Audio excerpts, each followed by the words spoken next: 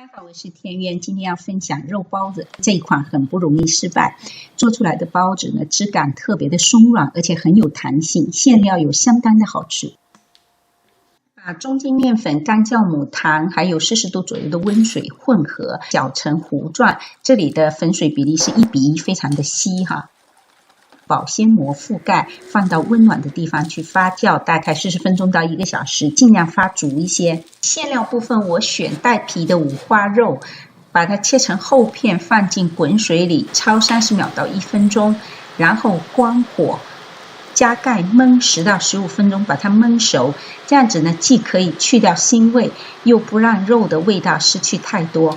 然后把它捞出来，分成2部分哈，一部分切成小丁，另外一部分呢剁成碎泥，这样2种肉的口感混在一起，非常的好吃。把切好的肉混合，再放进葱花，你也可以用大葱，然后再放屏幕显示的这些调味料。那建议把调味料要放足一些才好吃。现在回到面浆这边，怎么样看发好了没有呢？首先体积比原来要升高1倍，然后非常的蓬松，里面充满了气泡，这样才行。现在呢，我要往这里面加粉，那注意了，我不加中筋粉，我今天用的是低筋粉。这个就是你需要的。在北美这边呢，我们可以用这种粉。现在再拿半杯的低筋粉，把它倒进来哈，先给它搅。现在搅成团以后呢，它还是非常黏的，但没有关系。我们在板上先撒上粉，把这个湿面团放在粉上，然后开始揉它。揉的时候呢，尽量不要往面团里面撒面粉哈，而是在自己的手上撒一些粉。然后这样子呢，只要它不粘手，你就揉；一粘手就在手掌上撒一些粉，这样子就不会粘在手上。我们尽量把它揉到上劲，这样吃起来才有弹性。那揉的时候呢，只要它筋性一出来，它一般就不粘手了。那要保持面团的柔软哈，然后把它搓成长条，分成6份，开始包包子。那包之前，每一个面团我们要再把它揉实，揉到光滑，这也是包子不塌陷的一个重要的步骤哈。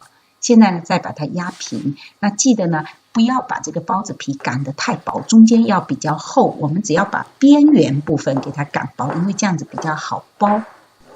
皮不要擀得太大张哈，保持这个包子皮的厚度，这样子蒸出来的包子会比较厚实。另外太大张的话，容易包进很多空气在里面，这样也容易塌陷。那现在呢，把封口封紧。包的时候，包子皮尽量往上提，往上拉撑一下就容易了。现在把它放到蒸笼里面，垫上蒸笼纸，准备一锅40到50摄氏度的温水，放进去第2次发酵，大概半个小时，你就可以看到它变得很松软起来。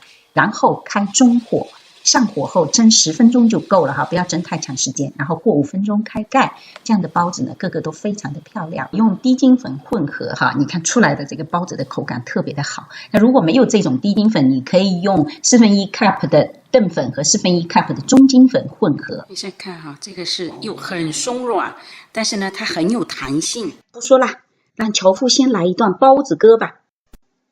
梅花儿开在我们家的锅台上，笼屉里的肉包子是我心里边想。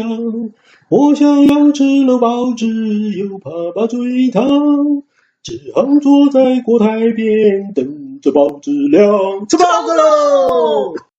谢谢大家的收看，喜欢的请给田园点个赞，欢迎订阅我的频道，还有更多的美食要跟你分享。我们下次再见。